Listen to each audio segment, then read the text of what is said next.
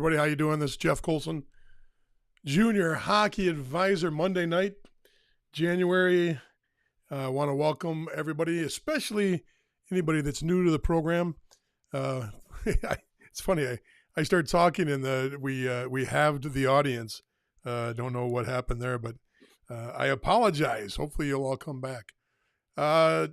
This is Junior Hockey Advisor Live. Tonight, we are going to go back to our roots. We're going to go back to the beginning. We're going to talk about two things. We're going to talk about the season we're in.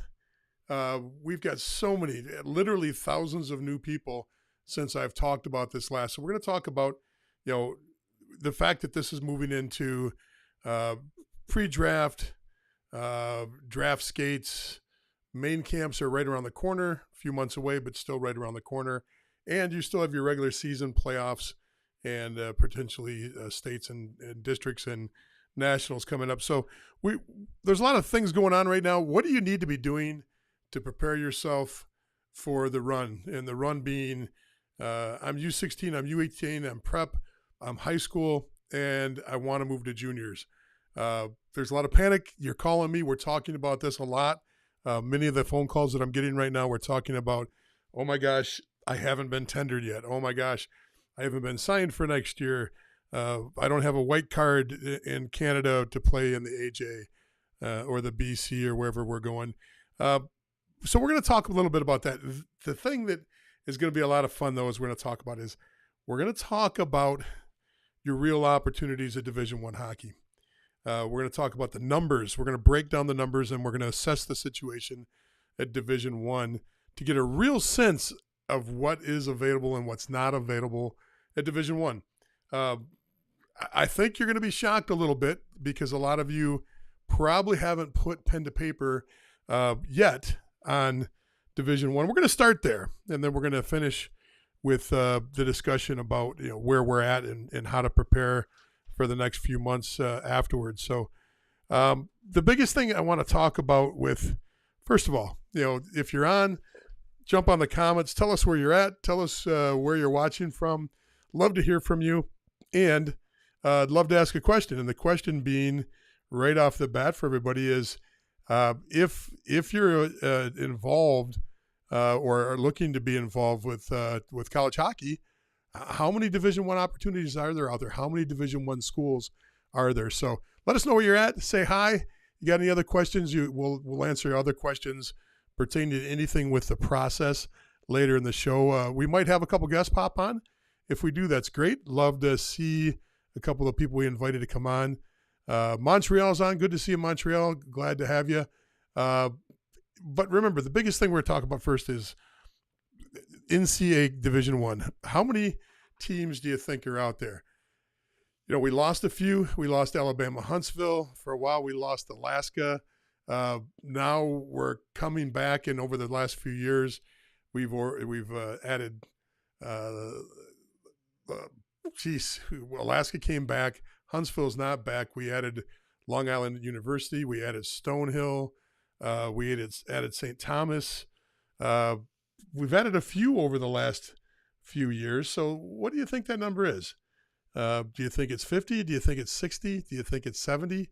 How many teams are out there?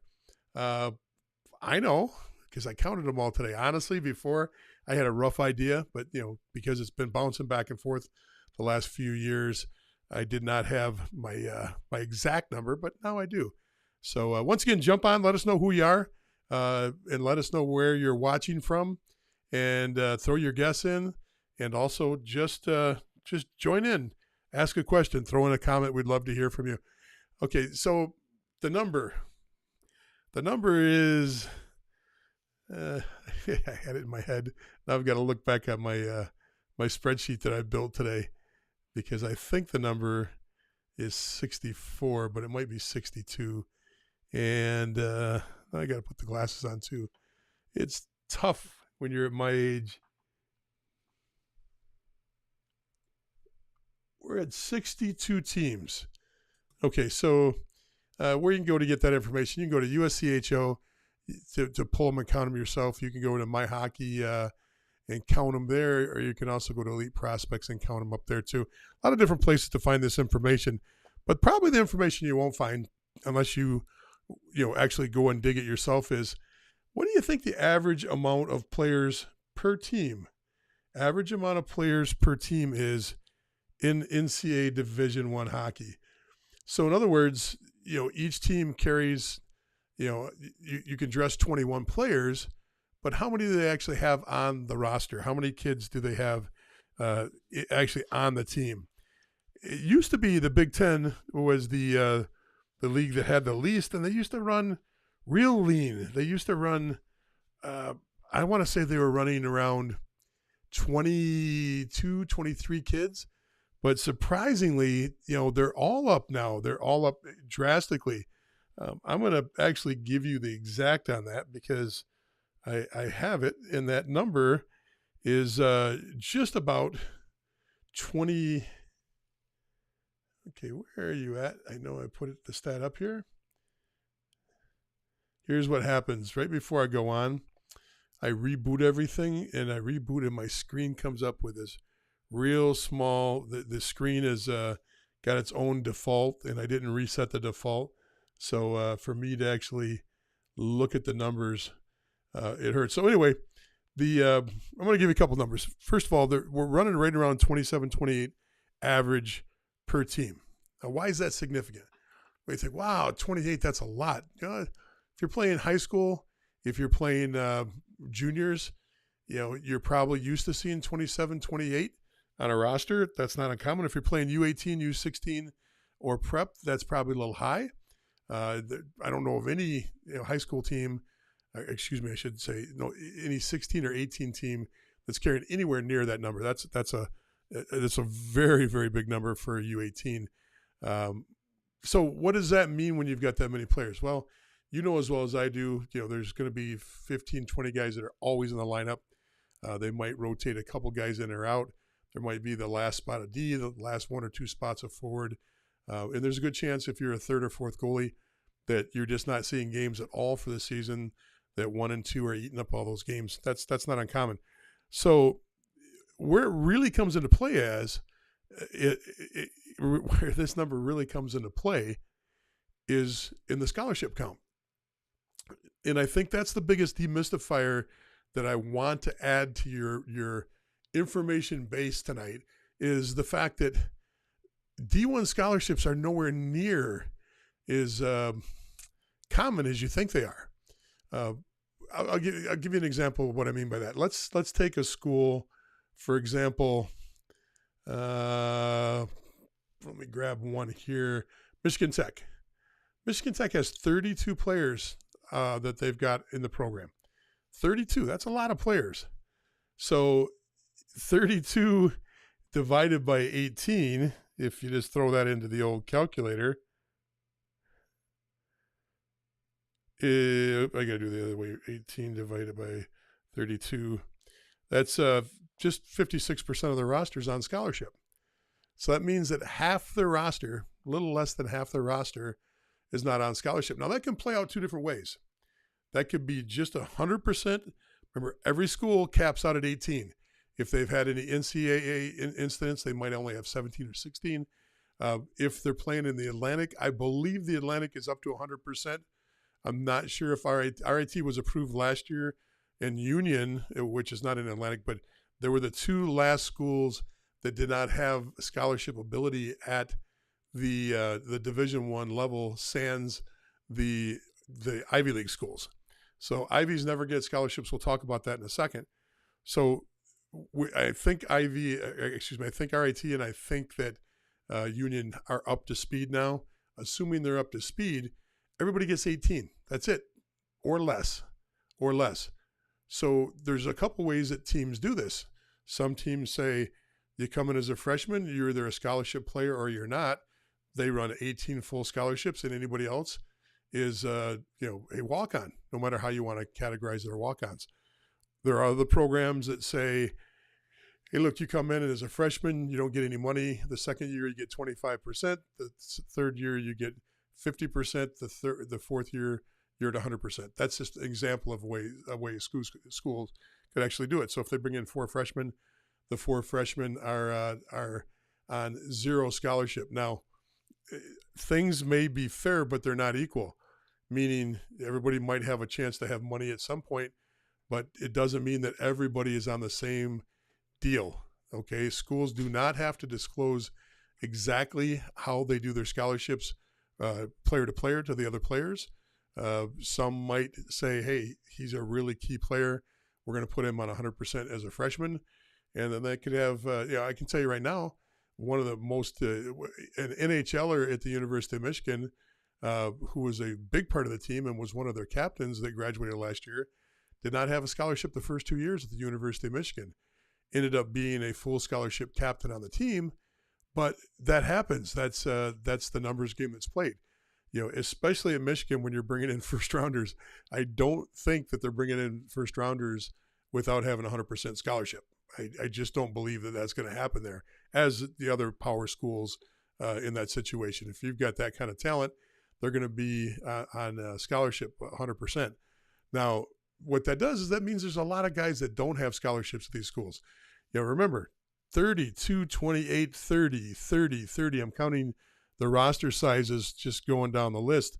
And I'll gladly find a way to publish it. I've got the spreadsheet up right now, and I don't mind sharing that with you. I'll show you what I'm looking at. It's very, very raw. All I did was I took the schools and I put the schools in. I put their total players on the roster in and the amount of scholarships in, and I did not do any other math. Let's get that little thing out of there. Sorry about that. But there's the amount of scholarships. Well, a couple things. I highlighted in red. Sorry, got to move that over. I highlighted in a reddish color some certain schools. First, you see Air Force and Army. Wish I could bring that down, but what I can do is I can get rid of that junior hockey advisor thing there, so it's not in the way anymore. So you can see. Okay, so you see Air Force and Army up there. Yeah, I included them, but really be careful there. Air Force and Army, if you are military bound and that's what you want to do, it's an incredible opportunity for kids, a very expensive education. But at the end of year 2, they come to you and say, hey, are you in? So you get the in or out. Now, if you say you're out, you're clean, you don't have any issues, they'll just move you into that category of not part of the program anymore. If you're out, you're out. No harm, no foul. You don't owe any money. If you're in, you get to go for 4 years. After that second year, Air Force and Army, if you quit 1 year or 2 years and 2 weeks in, you're responsible to pay back those first 2 years. If you quit in your third year, you're responsible to pay back all 3 years. If you quit in your senior year, you got to pay for 3+ years of that education at the number that they give you for room and board, and it's extremely expensive. So your best bet is to make sure that that military career is what you want. And even though you get a scholarship in those programs, and they scholarship everybody, so you could be the 27th player, or in Air Forces, the Air Force has got one of the biggest numbers, 34 players. They're known to have big rosters. They're known to over-recruit and slim that number down. But if I got all 34 kids, everything's taken care of for them. Now, the problem, though, with this is you have a commitment on top of just the scholarship. So with a scholarship, your commitment is to make it through the time to get your degree. You're given a scholarship, you play 4 years, or if you only have 3 years left, you play 3 years left. However, when you get into the point with Air Force and with Army, there's multiple years added on after you graduate that you're responsible for to stay in the military to pay back that scholarship. So I don't know what the number is right now. I want to say that number is 3 years. If you know for a fact, please let me know. Even though I was in the Marine Corps, I was not an academy graduate, so I don't know that number. You look down here at those other reddish schools I have. You got the Browns, you've got the Cornells, the Harvards, Princeton, Yale. Okay, those are your Ivy schools. Ivies do not give money. Ivies do not get money. So in that scholarship category, Ivies are actually in the zero for scholarships. Nada. There is, you're in the pool of students and you're competing against the brightest in the world for academic scholarship money. So if your academics are good enough to get on the hockey team, but maybe they weren't quite good enough to get in the school standalone, which is probably the case for the vast majority of hockey players, even good academic students. You're fighting a pool of 4.0s with near perfect ACTs or SATs as the average student coming in. Even if you're doing a great job, it's something you got to be concerned about and know when it comes to this. Thank you, 5-year commission pilot from the U.S. Air Force. Thank you, fellow pilot. Thank you. Anytime a pilot comes on and gives me an answer, that's good. Pilots got to stick together. Anyway, with that said, so you have no opportunities when it comes to getting any kind of athletic scholarship from any of your Ivy schools: Princeton, Brown, Dartmouth, Yale, Harvard. Who am I missing? I'm missing Cornell. Now, Cornell being the exception, Cornell has a part of their school that has a farm grant or an agricultural grant that allows you to be able to go in to more of a SUNY style part of their College of Education in the agricultural section. You can do that. I've heard of students getting in there and being able to get some sort of easier financial aid, even though it is an Ivy. There is no other school in the Ivies that do that. That Cornell is the only one. So really, the bottom line of what I was talking about with that graph of all the schools and the numbers are, there's 1,762 players right now that are on Division I rosters, and close to 40% of those don't have scholarships. Or there's a better way of putting that. There's allocations for about 58% of the kids that are out there. Now, some schools could actually put it together and give every kid a piece. So there might be schools out here that the guy that replaced Minnesota's Herb Brooks, when Herb Brooks went to the 1980 Olympic team, a gentleman named Brad Buteau, and Brad might still be coaching. I don't know the answer to that. Brad took over at Minnesota, and part of the issue at Minnesota and the next school he went to at USIU is he believed in breaking them into small pieces and giving 30 or 40 players a very small percentage of a scholarship and then working them up and kind of pyramid scheming it up. It wasn't a very popular model with the players or the parents, and then finally the administration. That probably was his demise at Minnesota and definitely was his demise at USIU, which is no longer in existence. That's the university, United States International University. It used to be out in San Diego, Division I program. Actually cracked the top 20 in rankings while he was the coach. So it was very interesting when you see, Chicago Circle. There were some big schools that came out and played in San Diego, and they played in a rink that is worse than Arizona's rink is right now. As far as, if you know the rink in Arizona, it's straight out of the 50s and 60s. The rink that you expect to see from the 50s and 60s, that's what Arizona's still playing with. So it's the numbers are low. The numbers are really low when it comes to Division I scholarships. So it's not saying you won't get a scholarship, and it's not saying that that you don't deserve a scholarship. It doesn't even mean that you're not going to be offered a scholarship.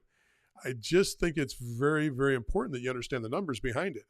So, in the case of Brad Buteau, he was giving out 10% and 20% pieces, and depending on how his team grew over the years, you could acquire more or be cut. But he always had huge amount of kids in camp for each semester. And the numbers, I actually skated with the team for a while when I was playing on the Marine Corps hockey team. When they were home, I would practice with them in the rink. And the numbers are always like 40, 45 kids. and they all were in practice gear, and they weren't visiting the program. They weren't on a school visit. These were players that were registered in the school. So the number of actual scholarships is just over 1,000 for 1,762 kids. So you can do the math on that. I don't need to do that math for you again, but hopefully that helps a little bit understand this. People are chasing, it frustrates me because when somebody gets an advisor and when somebody's working hard and they end up being on a good quality D3 program, people make the comment, why did you pay for an advisor if you're playing Tier 3 juniors and went on to play Division 3 hockey? And, I kind of laugh because there's people that pay for advisors, go to showcases, go to main camps and juniors, do all the junior stuff that costs money, and they end up playing Division 1 and paying more than a Division 3 player. And I'm going to talk a little bit about that before we get into preparing and doing things right now. A couple comments came in. So one comment says, okay, then top D3 versus low D1 player is currently in the CCHL, has interest from a top 15 D3 team, go for it or play age out year with the hope of getting D1 offers next year. Lower tier, most likely, and realistically. That is the question. You've got, probably 5 to 8 guys on every NOL team. The majority of your NCDC players, CCHL, a lot of the CJHL teams. You don't have that problem for the most part in the BCHL and the USHL because it's a condensed league. They're small leagues and they're top heavy. They're very top heavy with Division I players. But here's what happens a lot of times. It's that lower level USHL guy that gets a spot. It's the lower level BCHL or NOL guy that gets that D1 opportunity, and they're sitting in the stands and they're paying full fare. And then all of a sudden they transfer out. And if you look, I'm glad that you said that, the top 15 D3 program. Part of this reverse engineering that I always talk about is start at the college roster, work your way back. Start at the college roster, work your way back. Because if you work your way back, no secret, my son, up until recently, I'm going to get Mike on here in a second, but up until recently was playing at one of these high-level Division III programs, and it's all of the guys that I'd say a third of the team, maybe more, are guys that were Division I, like himself, committed to a Division I program, and ended up at Division III for whatever reason. Most of the reasons were they either were paying much more money at the Division I level because they had no opportunities, and they go to Division III and they're inundated with money.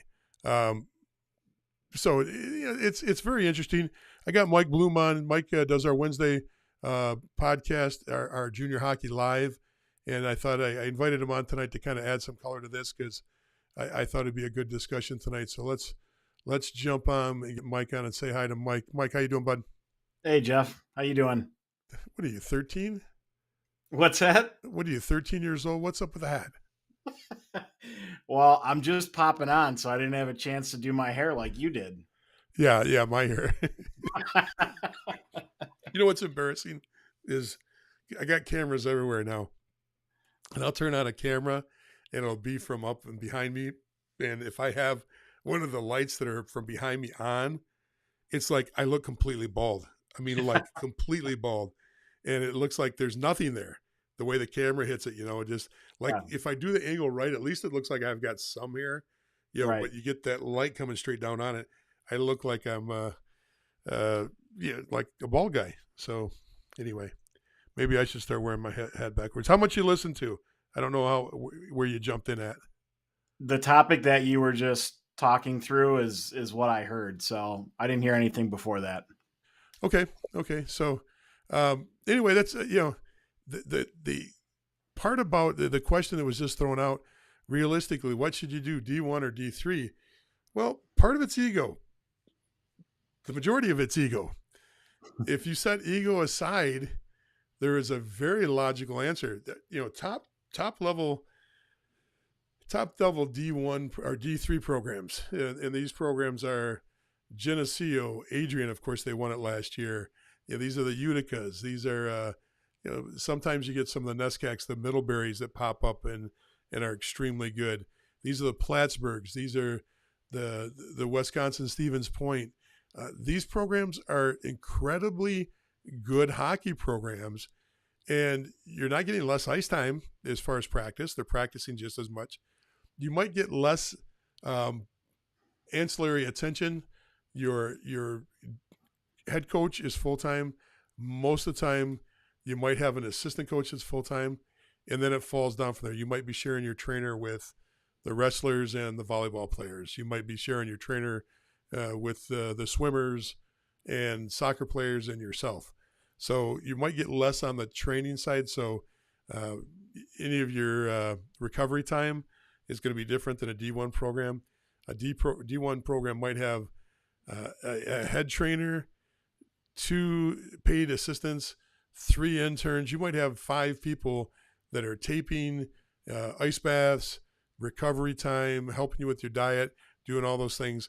The numbers are different. It's astronomical. The numbers are almost unlimited when you get to the North Dakotas, the Minnesotas, the Michigans, the Ohio States, Penn States. So it's a different world there. The smaller of schools. Now remember, you get to the Clarksons and the St. Lawrences of the world. Some of our D1 programs, Union, you get some of these D1 programs, they're smaller than some of the D3s. And in fact, they're smaller than a lot of the D3s. An average D3 program students are probably 8,000 to 10,000. You get a couple of the D1 programs, they're 2,000, 3,000 students, the North Country in New York. So the question is, set ego aside, or the answer, in my opinion. This is just one man's opinion. Bloomer jump in too, but I look at this and I say, if you set your ego aside and you make it completely a business transaction, most likely the D3 situation is going to be your best opportunity for ice time and for economics. Now, you get money offered, you get a scholarship deal that's sitting on the table that makes it extremely attractive to go to a prestigious Division I school. That's a different story. But, one of my kids had an opportunity to go to an Ivy or to go to the top Division III school. She chose to go to the top Division III school. She was there for one of 4 straight national championships. If she would have went to the Ivy, she would have never had that experience in life. Now, she gave up an Ivy, but it would have also cost our family $75,000 a year, $80,000 a year. Tuition, $45,000, $50,000, but it's the housing because they're all in really expensive housing areas. It's the food, it's the parking for the car. There's a lot of other expenses, the books, because every Yale and Harvard professor has a book you got to buy. Pretty much common everywhere. But I hope that helps. Tell me if that answer helps a little bit. Bloom, what do you think? Am I on track there or not? Yeah, you definitely made a lot of points that I probably would have made if you kicked it over to me. So I think you're right on the right track. I think really it all comes down to the financial impact. And if money is no option, then I think a lot of people would choose the D1 route. But in most people's cases, if they're only getting a partial scholarship or even less than half of, because everybody thinks that the scholarships that these kids get when they commit are like full scholarships. And in many cases, they're not. They're partials and they're 75% and different things like that. So you have to pay the rest of what that tuition is. Whereas if you go D3 and you get that academic scholarship, it could be a complete full, academic scholarship where you don't pay anything and you're going to play a ton. And then it gets into the hockey side of things that you'd have the benefit for. So you're going down the right path with a lot of the different points you made. So to give you an idea of my nephew, I don't need to use his name, 6'4", 230, wins back-to-back national titles at U18 with Little Caesars. Leading scorer on the team is last year. Number 1 overall draft pick for the USHL. Number 1 overall pick. First year at Division I with his commitment, he's a full pay for the first year. Okay, if that's the litmus test, and if that guy with those resume builders is a full pay for his first year and then he moves into his scholarship years. Where else is that gonna, who are the rest of us that are below that? Because I sure as hell know my resume didn't look like that when I went into college, and most don't. So yes, there's the national development team level player. Yes, there's those extremely high level USHL kids coming out, and yeah, there are full rides. I'm not saying there isn't full rides, but what you expect is, in our minds, we build up. Oh, he's talking to insert your school. He's talking to Ohio State, Bowling Green. He's talking to somebody, and they like him. They want him. That's great. 3 of the commits that committed off of Shreveport the year they won the Robertson Cup all got excited and got committed within 2 weeks of that magical run to win a national title with the Robertson Cup. 2 of them have yet to see ice time at the Division I level, and they're full payers. So the difference, if you're not seeing ice time and you're on a full ride scholarship, you might say, "Hey, I can live with this." But if you're not on a full ride scholarship, you're paying for your education and you're still sitting up in the stands. What really grinds you is if you're in a non-hockey school and that's happening, because if you're at a super hockey school, we know those schools. It's the Minnesotas, the North Dakotas, the Michigans, the Providences, the BCs, the BUs, those schools, big, huge crowds. You're somebody on campus. Maybe it's okay if you sit in the stands because you're part of this, this frenzy of the hockey program. You go to schools that are not hockey schools as a Division I athlete, even as a Division III athlete, it gets awful painstakingly tough to sit in the stands when you're not involved in a hockey program that is either winning or if they're not winning, they're just not popular on the campus. That's where you come in. Good points. I mean, you covered all the bases, so it's hard to say anything. If I cover all the basics, your whole job is to sit there and do color then. You got to add the color. You got color on, you got your hat on backwards. Yep. At least you could do is add some color to this. Yes, but we also are beating a dead horse, so. That's a good thing, though. That's kind of adding color in a different way. So let's get another comment and see what else is going on. Keith says, at what point should junior players start reaching out to college coaches after their first year in junior hockey? Keith, some would say that if you're waiting to junior hockey to reach out to college teams, you're missing some opportunities because college coaches are tied into showcases. College coaches run their own showcases. There's multiple teams that are out there, and they're looking. I can only speak for teams I've coached or my kids when they came up through the ranks that way. They started shooting for junior showcases and junior main camps at U16, and that's when they started also reaching out to colleges because a lot of the assistant coaches on colleges are tied to these main camps. They come and work the main camps of junior programs. They come and watch the games for the showcases. So, or you get invited to, there's programs, Harvard, Niagara, Air Force, I'm sure there's another 20, 25, 30 schools out there that do their own showcases. And why don't you know more about this? Why are we only hearing about this now, Jeff? Well, let me tell you why you're only hearing about this now. Is because schools are required to have an open policy. The NCAA requires that if you do a camp, it's got to be open to anybody. So the schools don't go out and market. You don't see this you don't see Niagara or Air Force putting their camps on My Hockey's website, or you don't see them put them in the USA Hockey magazine where there's a big ad. And the reason is there'll be a small little section on their website that says they're running a camp, but they won't put much detail. It'll be very vague. They use it as close as they can to invite only, and they'll get a few kids that are off the street. It's because they actually read the websites. But now that you know that, you can look at every hockey website of all the different colleges and see, and find them. Find these camps where the coaches are doing their own camps and attend. Usually they're 4 or 5 day camps. Sometimes they're like the old summer camps where they're a week long. Sometimes they're like Thursday, Friday, Saturday, and you maybe have one early game on Sunday.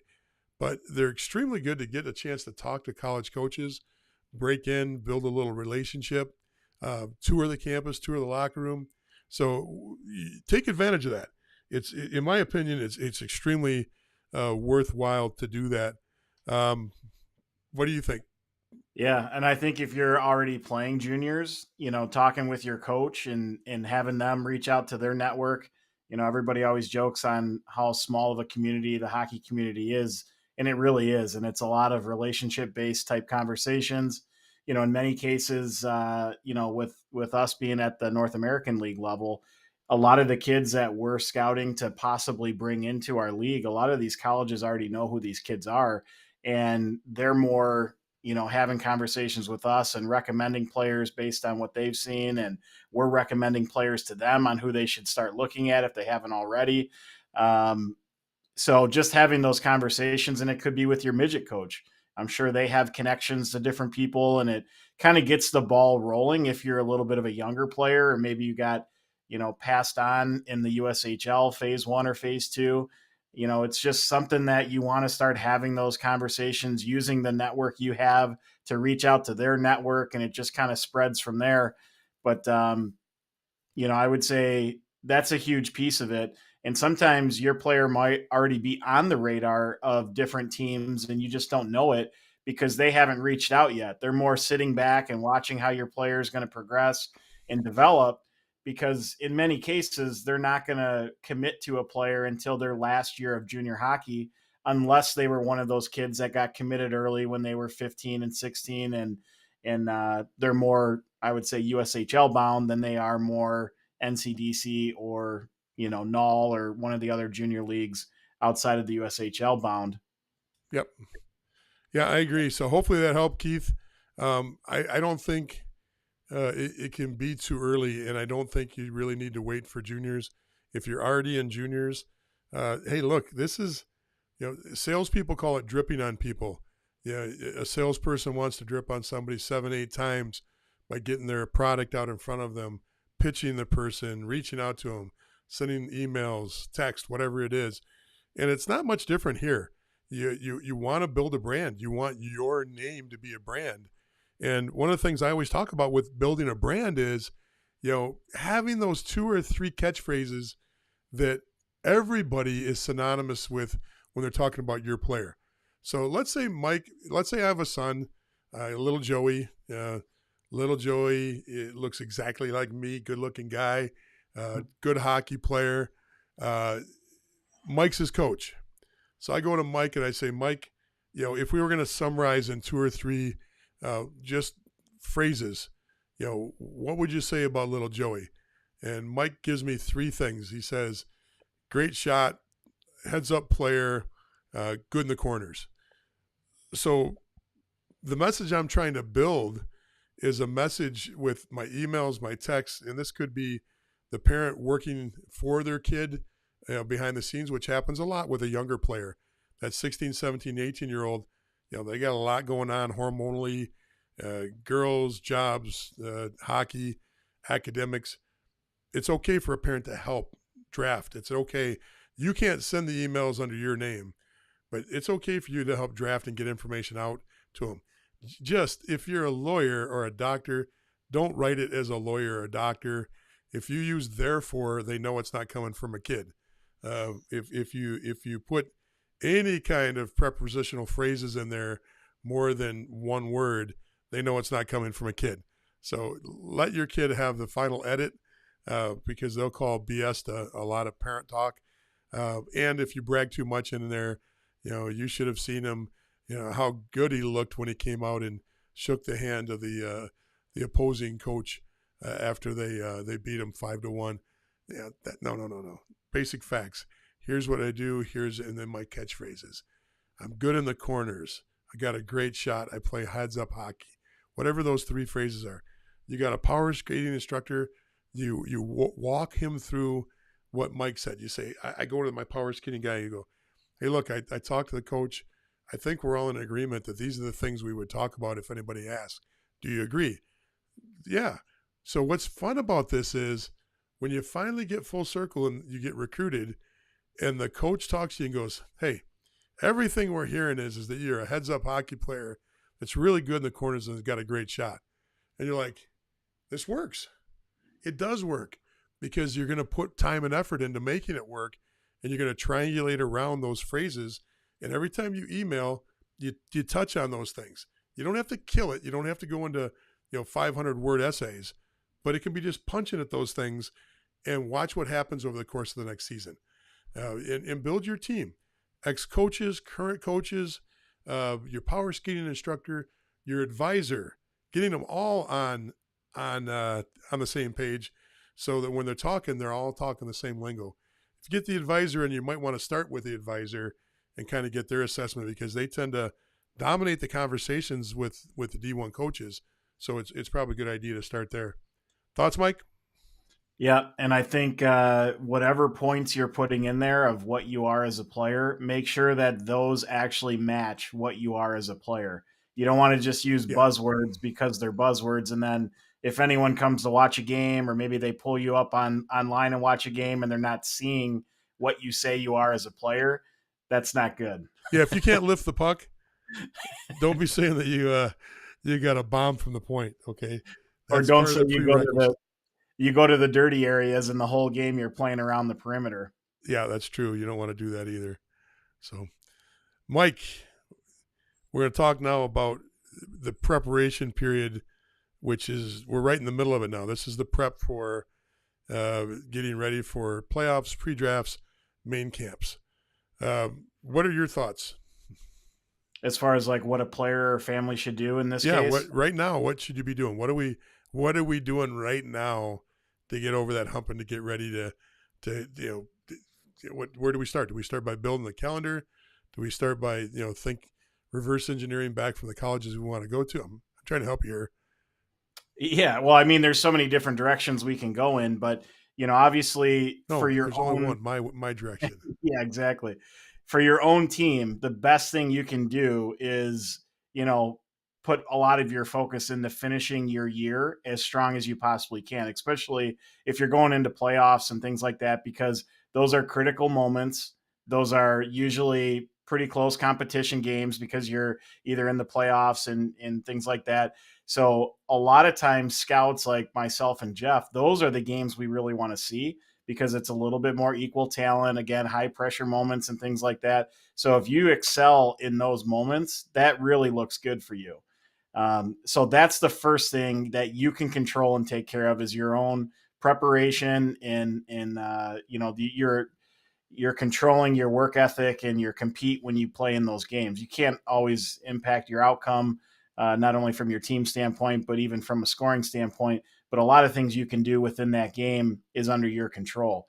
That's the first part. The second part is in between those moments, you got to start looking at what are the different camps that are going to be out there that I could possibly sign up for. The USHL has camps, not only from a league standpoint, but they have them from individual team standpoint. The NA has camps from a league standpoint, and then also each program is going to have different camps. So the worst thing you can do is sign up for too many and try to do everything at every weekend. I always kind of advise my players. I'm not an advisor, but as their coach, I tell them pick a couple locations, if it's a USHL team, pick a couple teams. If we're in Chicago here, if they're local to Chicago, maybe do one camp in Chicago and do another camp in Detroit if that's where they're having it and it's close enough to get to. You don't have to fly all over the country to get into all these different camps. But the other thing is if I have any type of connection with those programs, that's a little bit of a better insight for my players to be in those camps because I can have better dialogue with those staffs and kind of talk about my players ahead of time and then also get feedback about them afterwards that I can share with my own kids and kind of go about it that route. So again, using your own coaches and the people you have in your network to have a better understanding of all these different programs, who's talked to me or who do I have connections with. And those are the ones I want to highlight and go and do. But I would not do 100 different camps and in pre-draft camps and main camps and do all these different things. Focus your energy on the ones that you have good relationships with, where you can get the proper feedback, whether it's because you want to make that team and that's your goal, or I'm a younger kid, I want to get on their radar, I want to get the experience of doing these camps, and I want to see, where I'm at in terms of these other players that are in the camp. Those are really good opportunities for kids to get a sense of not only what are they like, but what are the other players like that are in these camps from all over. Yeah, I agree. And I think one of the things you said about this, being a younger player, um, hey, people, if you're not pre-draft camps and you're not main camps and you think of them as money grabs, you might want to look at that $350 stick you're using, okay? Because there's probably a $75 knockoff that you can either order online or buy at one of the discount hockey places that does the job just as well. You might want to look at those $1,000 skates that you're wearing right now. Those are just as much, if not more, blatant money grabs. When I say money grabs, those are, nobody seems to care if a stick company is making a profit and just making a huge profit. They spray a different color paint on it every year. They call it the X2000 instead of the X1000, and they charge you $50 more. That's the way that market's been working now for 20 years on the one pieces. When you talk about main camps and pre-draft camps, of course there's a profit margin to it. It's a business. The days of your nonprofit, youth hockey days are over by this point. When you're going to main camps and you're going to pre-draft camps, you're now in the world of everybody is working as a professional at this level. The coaches, the general managers, the owners, they're all professionals that are either trying to build a career or they're trying to make money on their business. Of course, there's a profit margin. I can tell you right now, the profit margins are extremely, if that main camp or that pre-draft camp made the same profit margin as that stick did, now we'd have a lot of guys that are very happy in hockey. And maybe you'd see the prices come down a little bit because of the competitiveness. The problem right now is everybody's competing for players to come to pre-drafts and to come to main camps. And you can't raise those prices higher, but at the same time, you can't go too low because you don't want to lose money on them. So that price range you see in all these, that's pretty much locked for every region because now, like Mike's in Chicago, so it's not uncommon to see $500 an hour for a slab of ice somewhere. Okay. I'm in Rochester. We're nowhere near that price on an average night, and there's other parts of the country that, and especially up in Canada, where $225 is a reasonable rate. Mike, you'd skate 3 hours a night if you had $225 an hour for ice time. We haven't seen those prices since probably I played over 20 years ago. Yeah, different market across the board. So, throw that mindset out if you're truly trying to move up in hockey. Yes, main camps are going to cost money. But you know what? I'll tell you something. This is something most people don't know. Is there teams out there in all the different leagues that they might slip a kid in at main camp and not charge them? I'm sure there is. But I know this, you go to most main camps and all the USHL programs, BCHL programs, and NAL programs, everybody pays. Returning players pay. Okay, so when you think that this is a give me, like, oh, wink, wink, once you're in, you're in. No, once you're in, you pay. Sorry about that. Once you're in, you pay. So, I just don't like to get that image that there's something scummy going on. No, you're making $1. It's a profit margin that's extremely small, but you still want to be on the profit side of things. You don't want to lose money on anything. They start losing money, and some teams do run it at a negative, but if you start losing money too much, we start losing quality teams. So if anything, I'd be paying for main camp and being proud to pay. You don't want to get gouged. If somebody wants to charge you $800 for a main camp, maybe you go to a different one. But what's a reasonable number right now? $300, $400 for a main camp? Mike? Probably. Yeah, right in that range. 400 or 500, if we're going across the board average. Yeah. So, that's what it costs. And then each program's different in what you get and what you walk out of there with. Some you walk out with a jersey, which to me, I could care less about. But some, kids like that jersey to wear around to and from the rink at practice when they're out at skating shoots, school, because it says USHL or NOL on it, or an actual team name on there. You might get, I've seen some camps that actually do video breakdown for the kids that are even, free agents that come into camp. Every kid gets a video breakdown, and they're training their interns that do video breakdown, and their assistant coaches are helping them learn, and they're also giving them the feedback right back to the players that are in the main camp. So it depends across the board, but I don't see it as a problem. This is also where you get a chance to start building those phrases, building that image, making sure that you go out there and you practice what you preach. If you go into a main camp and you've sold yourself on somebody that grinds in the corners, you got to go into main camp and grind the hell out of those corners. It's got to be what you own. If you go in there saying you're a heads up, you think the game like a pro does, you better damn well get out there and think the game like a pro. I don't even know what that means, but if you say it, you better do it. If you're a headsy player, you got to get out there and do that. You can't say something on paper or when you talk to a coach when they're recruiting you about what you're doing and then not go out and execute the exact same things that you're saying you want to do.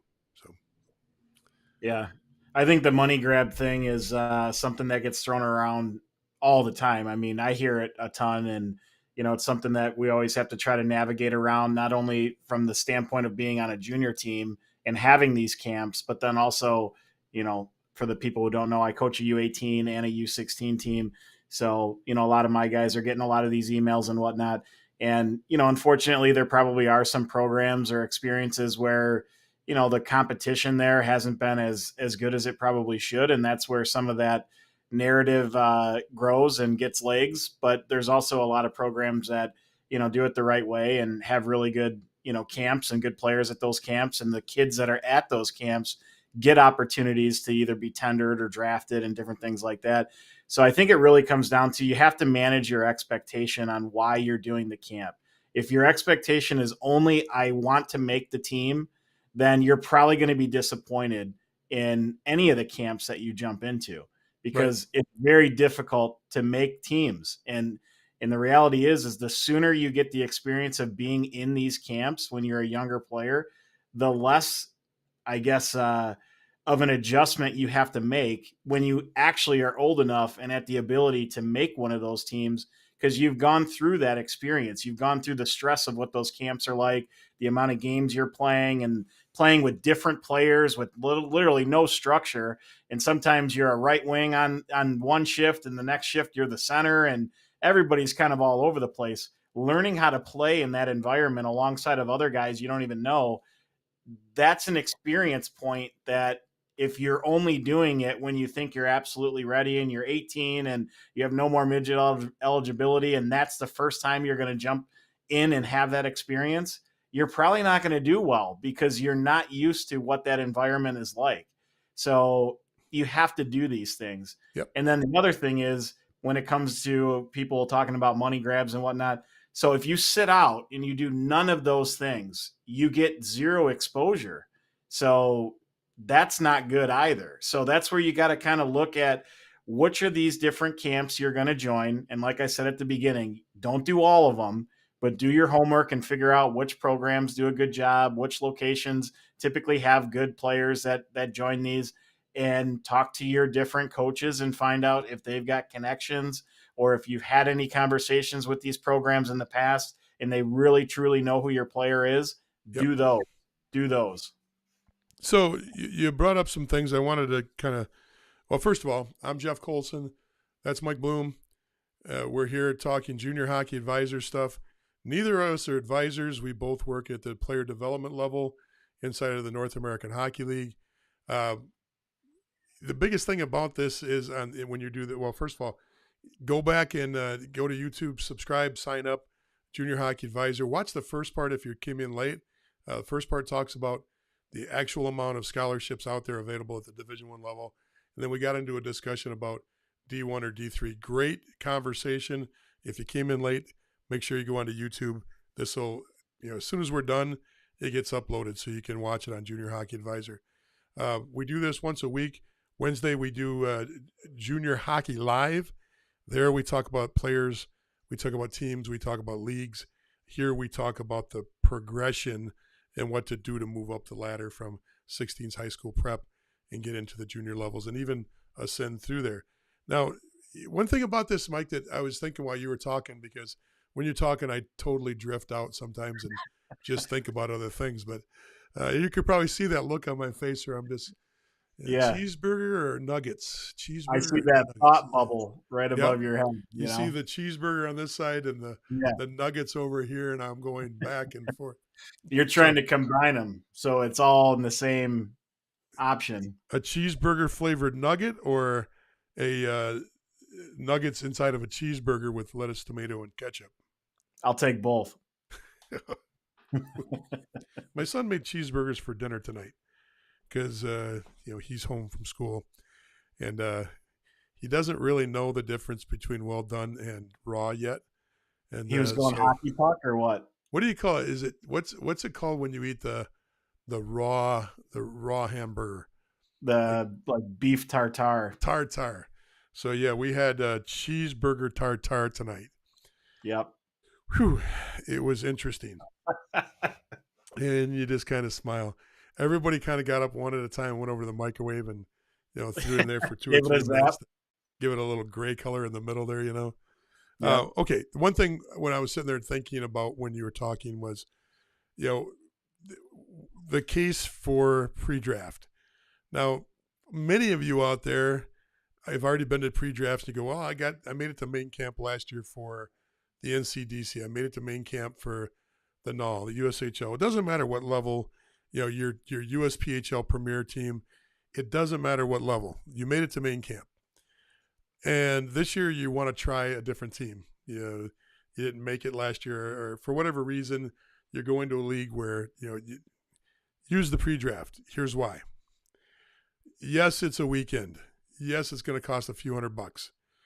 Yes, pre-draft, if you're a higher level player, you might skate around some kids at pre-draft. But here's what it does. It's that name recognition. Now, guys like myself, guys like Mike, guys like the head coaches of junior teams that are there watching you at pre-draft, if they didn't see you play live before, if they only saw you on video, now they've seen you live before you go into main camp. They go, oh, right shot D, good skater, and a lot of the little things are checked off.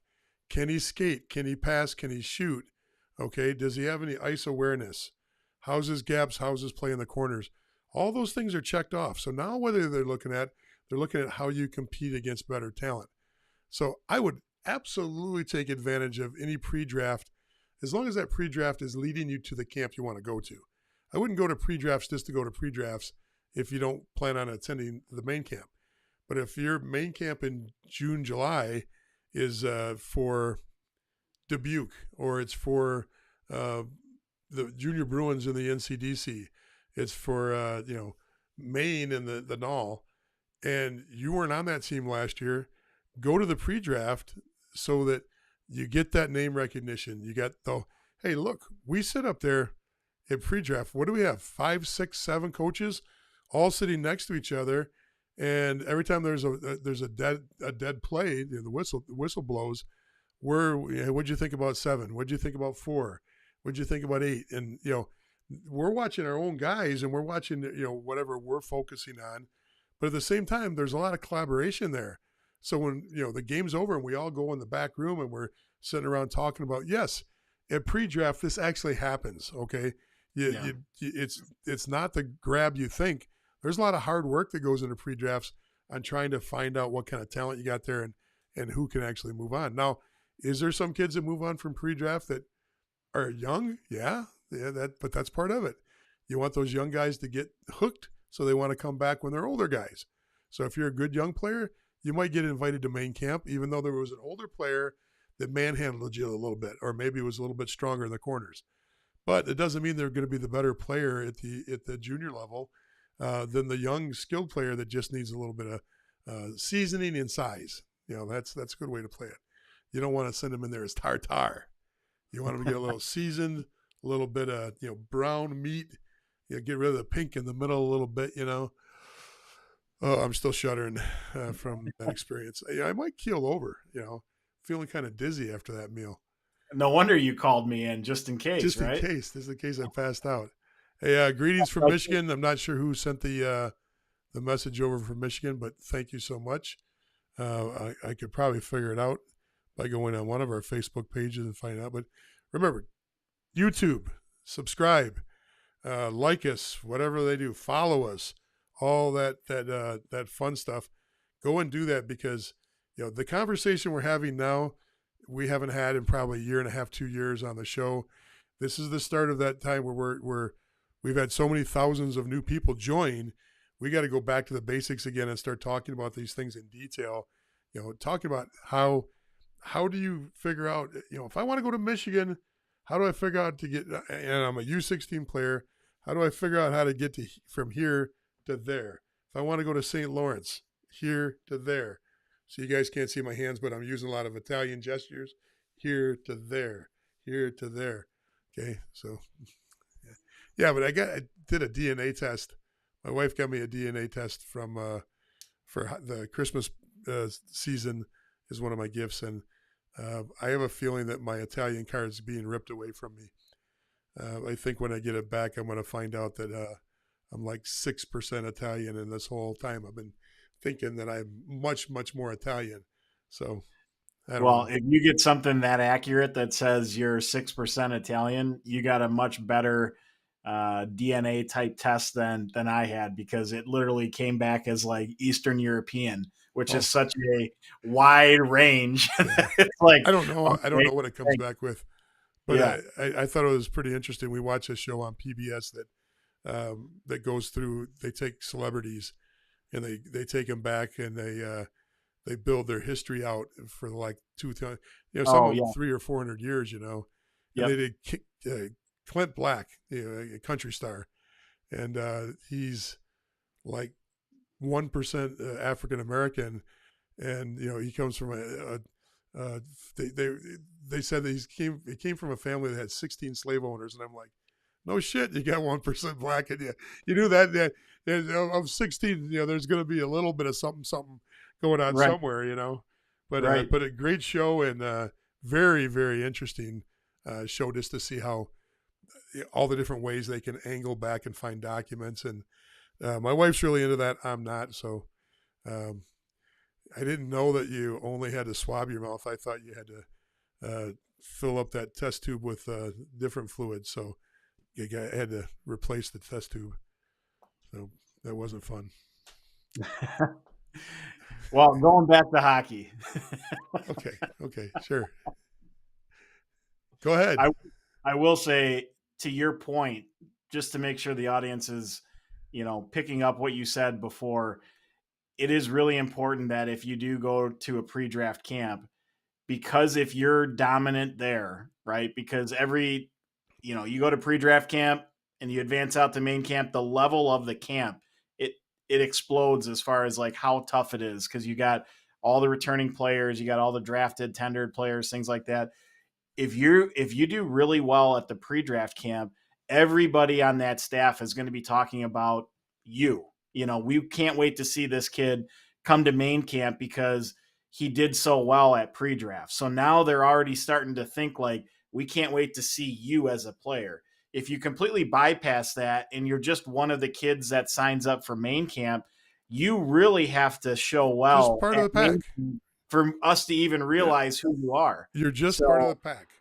Here's the hands. You're just part of the pack. Okay. Right. And that pre-draft, if you're one of the better players, even if you're young, what it does is, it gets some excitement around your name. It's the brand. Your branding. That's important. I can't stress how important emails, text, and video. And when I say video, folks, I got one today. The hour-long video with Dad in the stands doing the commentating like he's Al Michaels. Come on, okay? You're killing me. You only need a minute. Your video to coaches, college coaches, and to junior coaches is to whet the appetite. Show them a nice hit. Show them a good breakout pass. Show them, not just every time you slide a puck to the net and it hits 3 feet and goes in. Johnny scored another goal. No, we don't need to see that. Not a luck goal. If you make a skilled play, show it. It can be in any zone. If you go in the corner and blow somebody up, show it. If you got the ability to hit somebody hard, show it. Don't show us your cross-check from behind and have dad commentating on it that it was a horrible call. We don't need that. What we need is just 15 seconds, 1 minute. Then if we like it, guess what? It builds interaction. Don't give the farm away. Give something that makes interaction happen.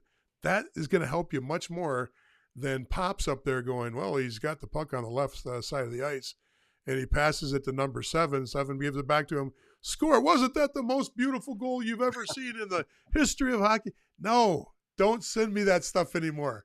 I'm done with that, okay?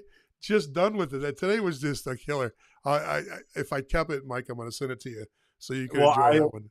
I have one that I saw over the weekend, and I'm not sure if it's the same one, but the one that I got was literally somebody zoomed in on their laptop on hockey TV and played some of their clips, but I could tell that it was a dad playing as if he was the actual announcer. And the way he called specifically the player's name, first and last name, and how he kind of laid out the play. I saw that one. Not how an announcer would lay out the play. So you could tell it was kind of doctored to make it seem as though it was the announcer that was talking about the different clips that were going on. But it was really, we can tell when those things are going on. Yeah, you definitely, especially when you hear, Herb, when you're done playing with your computer, when you come out to dinner, we pick that stuff up pretty good. Short videos. Short descriptions of what you do. The question comes up all the time, is academics important? Yes. But so is being a great hockey player. I can guarantee you this. Hockey's the first thing everybody thinks about. Everybody says, oh, we look for personality. We look for character. We look for academics. Bullshit. You look for good hockey players first. Then those other things come in. If everything's equal, you take the high academics. Everything's equal, you take the high character. Okay, the hard worker, whatever the category is. But if you're not a good hockey player, you can have high character. If you suck as a hockey player, you're just a high character player that sucks. Okay, if you've got great work ethic and you suck and you can't skate, you're just a guy that works hard but hasn't improved on his skating. Okay, so you got to have the skating ability. You've got to have some ability before any of this other stuff kicks in. Right. Unless you're at the appropriate level. You and I were watching a player the other day, and we were talking about a defenseman, and we both agreed, that's not a USHL player. That's a null player. His skating's not quite at the USHL level. So there's a guy that's got all those other intangibles, hard worker, high academics, and he was playing in a league that skill-wise might just be a little bit above where he needs to be. He could probably function there, but you move him down one block into a different league, and all of a sudden those imperfections aren't as noticeable because everybody's working at that skill level. And here's a perfect example. You and I were talking either yesterday or today, and we were talking about the ability to watch I don't even know what it's called. Was it called the World College National, the World Championships or whatever it was? It was usually it's ACHA players playing against the best players in the world I guess they're all junior teams that are, one step down. Maybe they're U Sport teams up in Canada. But anyway, it was Canada against the U.S., and this was on live TV yesterday. It was the gold medal game. And it was yesterday on TV, I probably watched a little bit of NHL and a lot of college hockey just flipping around. And then I turned this on. And it's so noticeable going from a Division I game to some of the best Division III players in the nation. And where did you notice it the most? In the skating. The skating between a Division I team or a group of players that are playing in the World Juniors that are all playing at the top schools as freshmen, or they're still playing at juniors at the USHL level and a few sprinkled in from the other leagues. The skating's so much better. And you don't notice it until you watch it on TV and you go, that's our best D3. You know, you might not notice it if just one of those D3 players was thrown in with a D1 group, but you put them all on the ice at the same time, you really notice the difference in the skating levels between the two. So, yeah, and just to talk more about the grades and the GPA and or test scores, whatever. I know we talked about it on the last Wednesday show that we had on the Junior Hockey Live podcast, and we kind of had a little bit of a disagreement on it. But my biggest point to how it's an advantage for you as a player is that all of these schools have a certain amount of scholarship that they can give out. And again, like we talked about earlier on this podcast, it's not a 1-to-1. All the kids that get scholarships don't get full rides. So if you can get 50% of your athletic scholarship and you have the grades to get the other 50% academically, then you really do have a full ride. So, and if you could get 100% academically, they could use that scholarship money towards another player. That's a really fair point. My counter to that is, at the junior level and at the college level, it's going to sound the wrong way, but it's the truth. 90% of the college coaches don't care if you're great on the ice. And what I mean by that, bonus for them if you're great in academics. Bonus for the team grade, GPA goes up. Bonus for the coach, one less thing to worry about, because if you're high academics, you're usually not doing anything else. You're focusing on your education. That's right. A bonus, okay? But if the player that's not so good academically, and I could name them on just about every team, rattle off names just like this, if he's a step above the high academic kid, he's got the priority even for athletic scholarship, okay? So, yeah, it does help. I'm not saying it doesn't help, and it's important. It's more internally important to the player than it is to anybody outside the player, okay? Otherwise, look at the other sports besides hockey. All these other sports, some of these kids enroll. Kentucky was famous for this. A kid would enroll. In fact, they did a documentary on one of the kids at Auburn or someplace, basketball player. They enroll. They do just enough to get through the first semester with grades that don't put them on probation. The second semester, they don't even show up at class, and they get put on probation because they don't plan on coming back. They're one and done. The coach knows it, but he still plays them because he's a basketball coach, or he's a football coach or a hockey coach. I'm not saying that they're not going to give the player a scholarship because of his grades. What I'm saying is the guys who have high grades, you can get that scholarship through your academics, which allows that team to then give the player a higher athletic scholarship that has bad grades or, needs it. As much as we hate to say it that way, but that's the way it works. Hey, Troy says he's got no audio. Little check-in from anybody out there. Can we hear? We're just about to wrap up, but can you let us know if you've got audio? Maybe give us a little call or a little message or a little chat. Anything to let us know where we stand on the audio. That way we know we've got to fix it if we've got to fix it. I'll just keep flashing that. We've got a warning. I like how you flashed those messages over my face. Why isn't it over yours? I don't know. I really don't know. I know that's intentional. Hey, good to hear from John Sonnendecker. He says the voice is just good. Audio good across the board. How come we got more people commenting than it shows that we're watching in the audience? I know. It's because we've got streams going everywhere, and I can only see the streams coming off of what I'm broadcasting off. But everybody's seems to hear us okay. That's great. Any questions you got, folks? This is the time to ask questions. We've talked about all the stuff that we need to talk about. We kind of, every time Mike comes on, he beats the dead horse, just keeps talking and talking and talking. And I get it. If I had somebody better, folks, I'd put him there. But believe it or not, he's pretty good at this, and he knows his stuff. So I guess we'll stick with him for, another week or two? Day by day. Yeah, day-by-day contract. You're on a one-way day-by-day. That's it. Any questions, please ask them now. Once again, Junior Hockey Advisor is available on Facebook. We're ready to – the one discussion group is ready to crack 8,000 in the next couple of days here, which is a nice number as we trek towards that 10,000 on Facebook discussion. And, we really need your help, folks. Growing this YouTube page as far as subscribers is the hardest part of what we do. It's mostly because our demographics are not, usually YouTubers. They use YouTube, but they just don't subscribe. This is the stuff I read. I read about why my, demographics work so much better on Facebook. It's because people are older than you, Mike. They're more my age, and they go to Facebook because that's what we didn't grow up with it, but that was the first electronic thing we played with right after. What was the first one that came out before Facebook? That didn't last long. MySpace, yeah.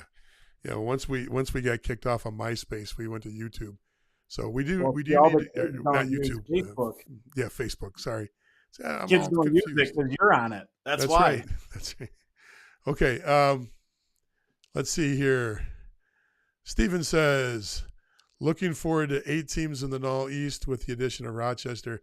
Hey, it's going to be interesting to see what happens with Rochester. They've got some real. I know you're talking about the whole 8, but Rochester, my backyard right here, I used to own. I bought the NAL franchise that was here when it left the NAL. We bought that franchise, and that's the franchise that we took. It went to Syracuse, to the EJHL, and then back through the channels into the NCDC. That was all the same, back end. That was the last NAL team. I think they're in a much better shape because they're in the East, and there was no NAL East the last time Rochester had a NAL team. So focusing on that. Look, some of the people that got involved, they got Brian Jonta, Steven Jonta, 2 12, 14-year NHL vets. Steven Jonta has got a ring as a scout with Tampa Bay. He definitely knows how to pick players, and it won't take him long to figure out how to pick NAL players. I'm just hoping it takes him a year or two. That will be extremely interesting to see how that changes the dynamics of the East. I think they could be successful. I wish them well on being successful, but it's when you're the outlier, it's tough. When you always have the 6-hour drive, 7-hour, 8-hour drive, and nobody else does, it's tough. So I'm looking forward to 8 teams in the East too. I want to see how that goes. The other part of it, Mike, you and I talk about this all the time. When there's no revenue because of lack of fans on the East Coast, for the most part, Johnstown gets 1,500, 1,800, 2,000 a game, but for the most part, they're not drawing in huge crowds in the East like they do in other parts of the NAL. How does that factor in? Do you lose players that just get disinterested because they're playing in front of their grandma and their girlfriend? And that's what shows up to a lot of the NAL games is your billet parents, your grandma, and your girlfriend. And if that's the case, are those the kids we lose to the BCHL? Are those the kids that end up just going to play hockey at a lesser school because the NAL experience wasn't the same? I don't know. As this grows and we watch, we can kind of figure it out. What are your thoughts on that, Mike?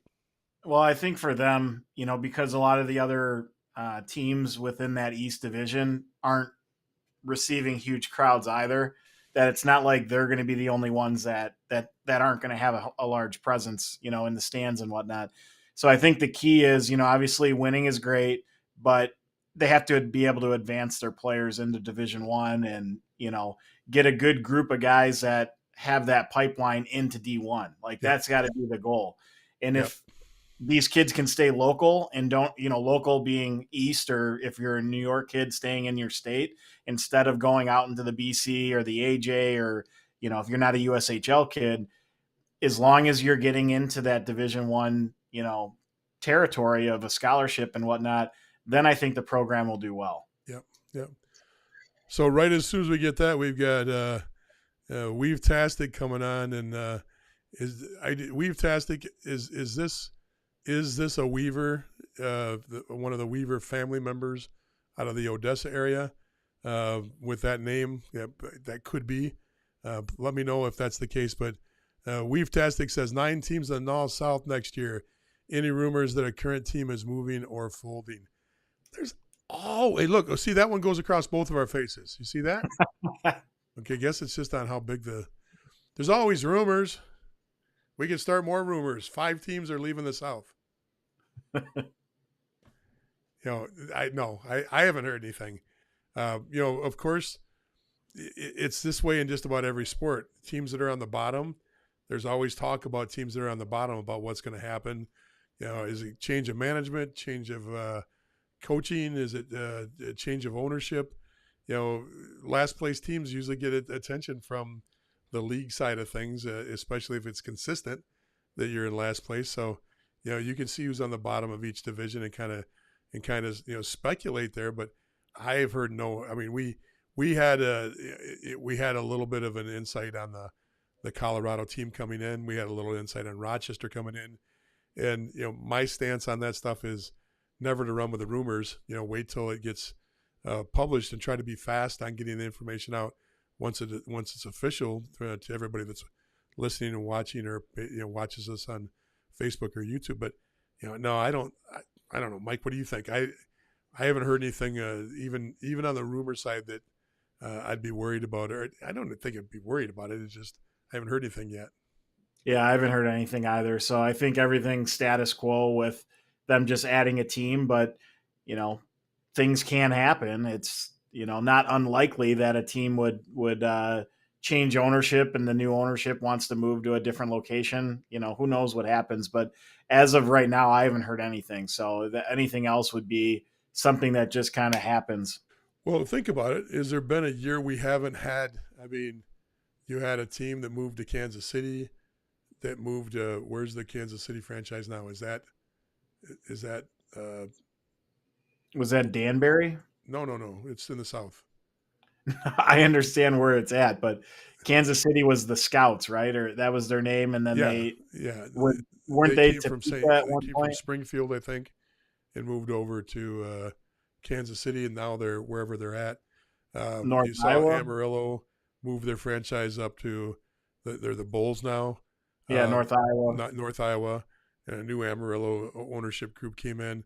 So I mean, even the years where you don't think there's a lot of movement, there's still 4 or 5 things throughout the league that happen. I mean, we've been in a state of transition in this league now for, holy smokes, 8 years, 10 years in a row. I mean, it's not that long ago that Shreveport wasn't a part of the league. You go back and you look at some of these other franchises, they're babies. New Mexico, Wichita. Wichita is now Oklahoma City. There's a lot of movement. A lot of movement, even on a non-busy year. So at least getting these franchises out now makes it a little bit easier. Sometimes you don't even hear about these. The one year we going into prior to the pandemic, some of that stuff didn't happen until the last minute, and all of a sudden they added a supplemental draft. All of a sudden it's like, holy smokes, what's going on? And that was a fun year because then the pandemic hit and walloped off a few teams on that, and short season, no playoffs. That was a crazy year, but we're back on path. Hey, I think change is good. I look forward to seeing this Rochester team. I look forward to all this coming on. So, anyway, anything else, Mike? Not on that. You can throw in any original comment you want to at any point. Nobody's stopping you from being original. That's true. I'm just trying to read the lines you gave me. That's all. Yeah. That it's not going to bode you well. I have hard enough time with the English language on my own, let alone trying to feed you words. Happy New Year, Captain. I got to imagine that's somebody I used to play with. And since it's coming from one of the Facebook feeds that I don't have up in front of me, I can't see who. Happy.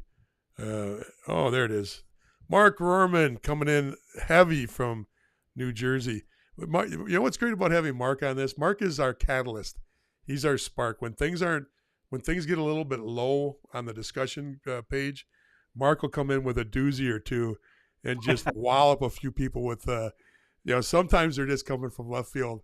He'll just crack the whole group and the discussion group, and all of a sudden everybody's uproar. Then all of a sudden chat just starts going like crazy. So, Mark, keep it up. Good work, man, and good luck on. I think I saw you just put your house on the market good luck there too. I hope you get everything you want out of that. That's all I got, Mike. Let's call it a night. We got to do this again Wednesday. It's going to take me that long to recover from being on the screen with you tonight. So, hopefully you do your hair next week. What's that? Hopefully you do your hair for Wednesday's show. Well, I got that stuff, the Ron Popeil stuff, where I just paint the. You remember that commercial? Oh yeah. Where he'd fluff his hair up and then just paint it with a spray can and try to convince you it looked like you grew your hair back. So, I like it. That's about it. Once again, folks, jump on the Facebook discussion group, but please go over and subscribe and follow us on YouTube, Junior Hockey Advisor, if you're not already there. Throw some comments up. Throw some likes if you like what we're doing. DM us. Tell us what we can do better. Give us some topics if there's certain topics you want to hear about. When I start talking about my Italian heritage, we're running out of material. So, and it's still we're still in January, so we need some help there.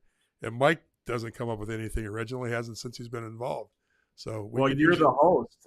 You got all the controls on your side. You got all the material. But remember what I said about color? If I talk a lot about something, you got to bring in the color.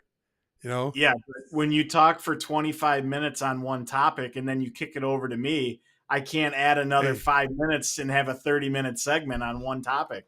Howard Stern dominated, but his goofy little sidekicks. I'm Robin? Yeah, you're Robin. I don't want to be Robin. Okay, what's that Rush Limbaugh guy's Snurdly or Smurdly or whatever? You're the Smurdly then. Okay. All right. I don't know who that is. That's a little bit out of my time. Hey, everybody, have a great night.